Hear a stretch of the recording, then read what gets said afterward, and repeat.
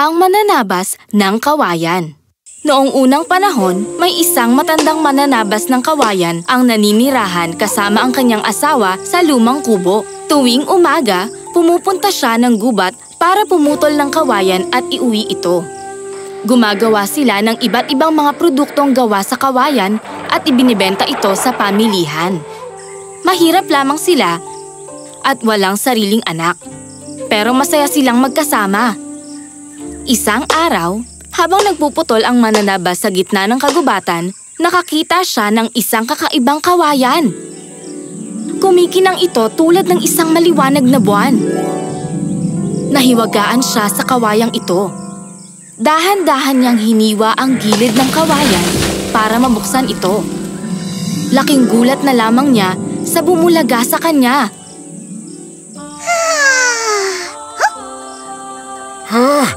Isang batang babae. May munting batang babae sa loob nito. Kasing laki lamang siya ng hinlalaki ng Ginoo. Ngayon lamang nakakita ang Ginoo ng ganito kagandang bata. Isinama niya ito upang ipakita sa kanyang asawa. Dahan-dahan niyang binuhat ang bata sa kanyang kamay at maingat na naglakad papauwi. Iniwasan niyang wag mapisa ang bata. Bilisan mo, mahal ko! Halika rito, tignan mo ang nahanap ko!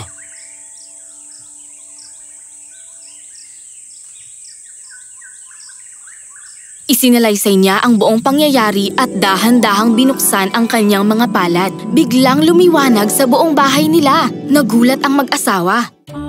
Kasing liwanag siya ng buwan. Tatawagin natin siyang Moonlight. Moonlight?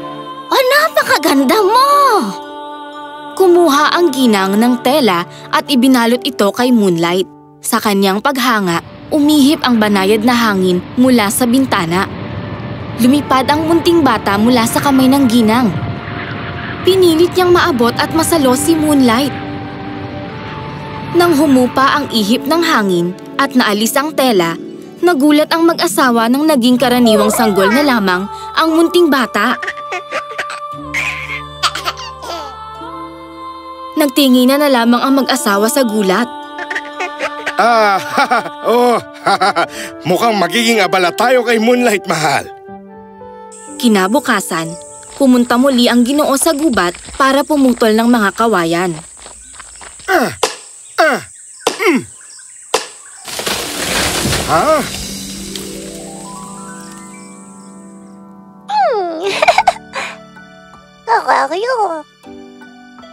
Alam ng Ginoo at ng kanyang asawa na dala ng pagdating ni Moonlight ang lahat ng swerteng kanilang nararanasan.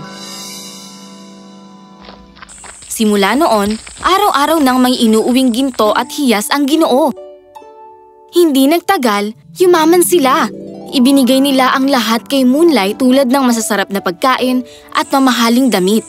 Ilang buwan lang ang lumipas at hindi kapanipaniwala ang bilis ng paglaki ni Moonlight. Sa sandaling panahon, si Moonlight ay naging isang kabigha-bighaning binibini.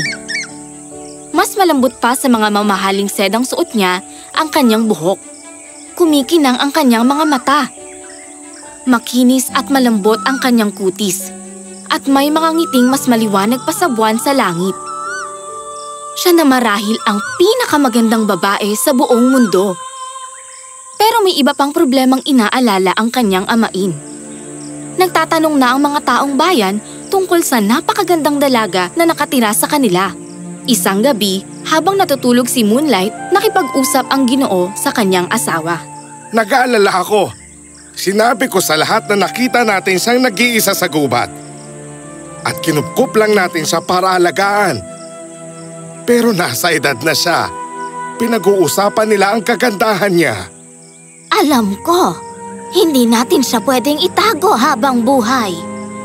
Nang sumunod na araw, kinausap ng mag-asawa ang kanilang anak tungkol sa pagpapakasal. Sinabi nila na maraming manliligaw ang nais magpakasal sa kanya. Hindi, Ama. Hindi ko po kayang mawala kayo. Bakit kailangan ko pong umalis?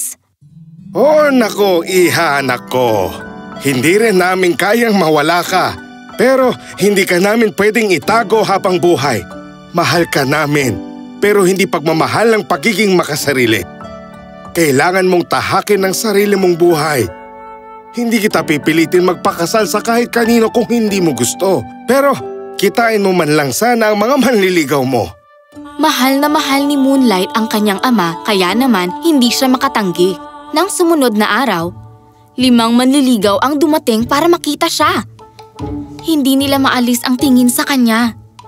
Hinarap sila ni Moonlight nang walang ngiti sa kanyang muka at kinausap sila nang wala man lang kagalakan.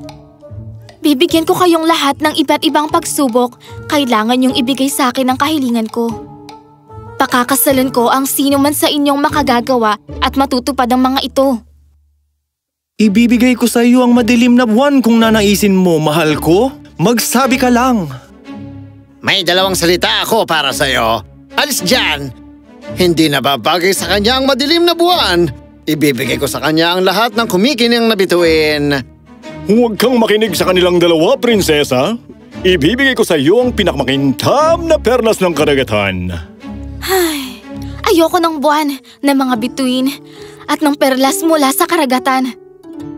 Ibigay niyo lamang sa akin ang kung ano mang hihilingin ko mula sa inyo. Hiniling niya sa unang manliligaw na dalhan siya nito ng batong mangkok na gawa ng isang monghe mula sa India. Pero kailangang higit na mas makinang pa sa akin ang mangkok na yon. Mula sa pangalawang manliligaw, hiniling niya ang isang sanga mula sa puno na matatagpuan lamang sa tuktok ng pinakamataas na bundok sa silangang dagat. Dapat pilak ang mga ugat nito at ginto naman ang puno ng kahoy. Ang mga sanga ay namumunga ng hiyas. Tanging ang tunay na sanga mula sa puno ang tatanggapin ko. Huwag niyong subukang lidlangin ako at bigyan ako ng hindi tunay. Kailangang pumunta ng pangatlong manliligaw sa China upang kunin ang damit ng nag-aapoy na daga. Kailangan namang hanapin ng pang-apat ang hiyas na may 7 kulay. Matatagpuan ito sa ulo ng isang dragon. At ang panghuli, hanapin mo ang isang ibon na may daladalang kabibe sa loob ng kanyang tiyan. Hulihin mo ito at ibigay mo agad sa akin. Salamat sa pagpunta ninyo.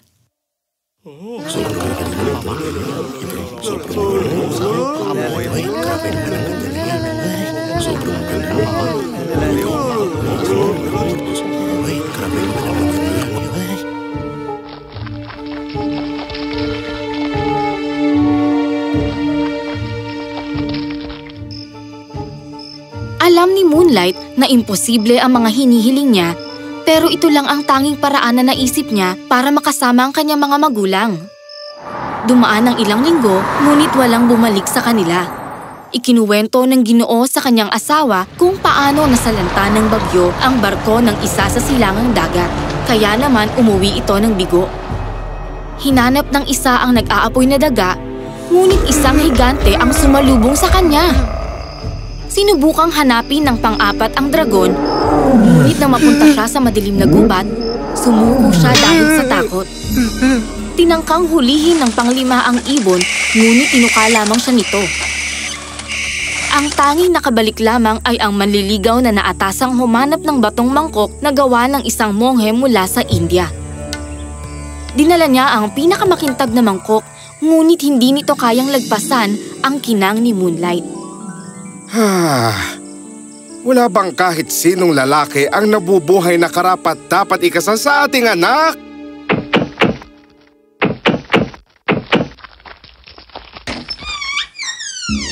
Oh!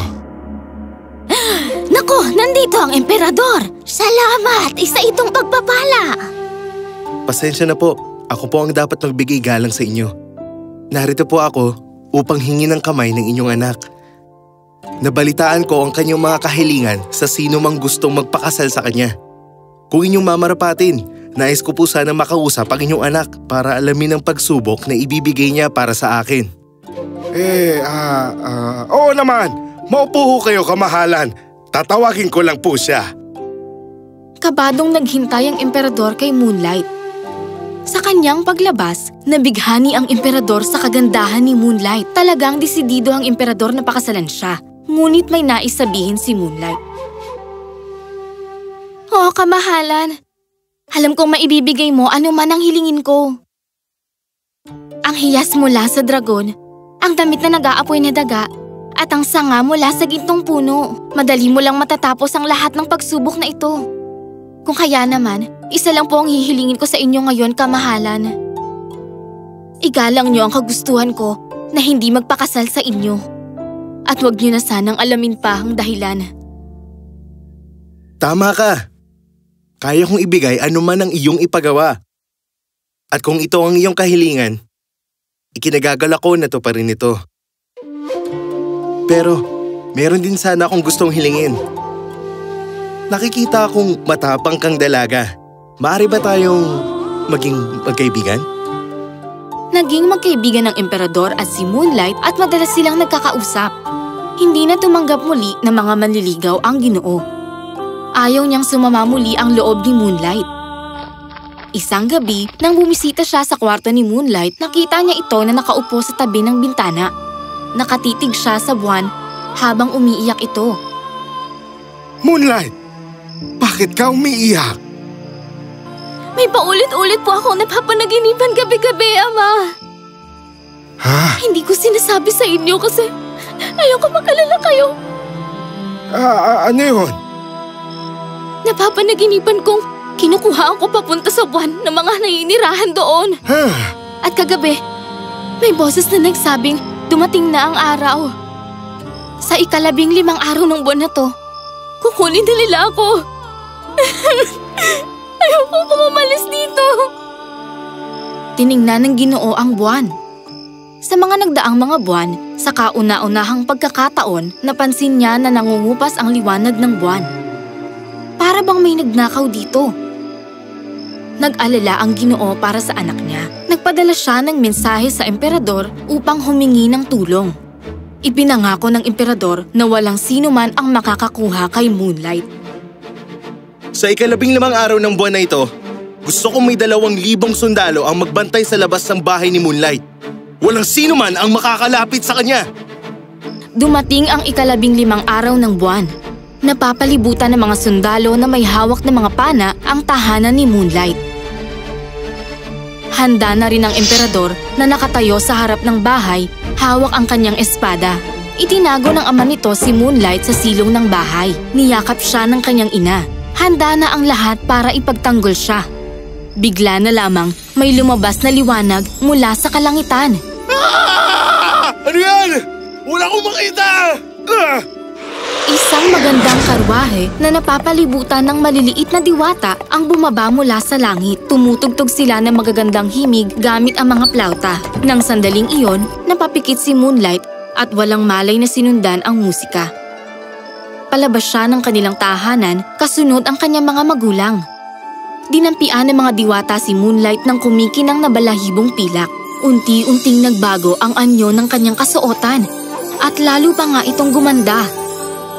Minulat niya ang kanyang mga mata at ngumiti. Wala na ang kanyang takot. Nilapitan niya ang kanyang mga magulang at niyakap sila. Ama, sobra-sobra po ang pag-aaruganin niyo sa akin. Pero kailangan ko na pong bumalik sa aking nasasakupan para gawin ang tungkulin ko. Ano ka mo? Bakit? Hindi ko maintindihan. Nawala ng buhay ang buwan dahil nandirito po ako sa lupa. Ako ang liwanag ng buwan. Hindi makukumpleto ang buwan kung wala ako. Ako po ang liwanag na gumagabay sa mga tao sa kadiliman ng gabi. Naligaw ako at nakalimutan ang tunay kong katauhan nang mapunta ako dito sa mundo. Pagod at litong-lito. Naupo ako sa kawayan at sa kanya naman po ako nahanap. Anak, kailangan mo bang umalis? Iiwan mo na kami. Ina, magkikita po tayo tuwing sasapit ang gabi. Tanging sa mga panahong walang buwan sa kalangitan, ang panahon na hindi po tayo magkikita. Naging isa kang mabuting kaibigan. Pero kailangan ko nang umalis. Naupo si Moonlight sa kanyang karwahe at masayang nagpaalam sa mga taong mahal niya sa mundo. Hindi siya nalulungkot dahil alam niyang mababantayan niya silang lahat mula sa kalangitan. Hinatid na siya ng karwahe patungo sa buwan. Pinunasan ng Ginoo ang kanyang mga luha at hinintay ang pagbabalik ni Moonlight. At ganoon nga, kasama niya rito ang pagbalik ng liwanag sa buwan. kumalat ang liwanag ng buwan sa buong kapaligiran. Hindi na nagpakasal ang emperador kailanman. Gabi-gabi siyang nakatitig sa buwan. Walang humpay ang pagngiti sa pinakamamahal niya. Ibinalik ng mag-asawa ang kanilang malaking bahay sa luma nilang tirahan. Dahil iyon ang tanging paraan para makapasok si Moonlight mula sa bubong ng kanilang tahanan. At namuhay ng mapayapa at masaya ang mag-asawa sa ilalim ng liwanag ng buwan. Ang wakas.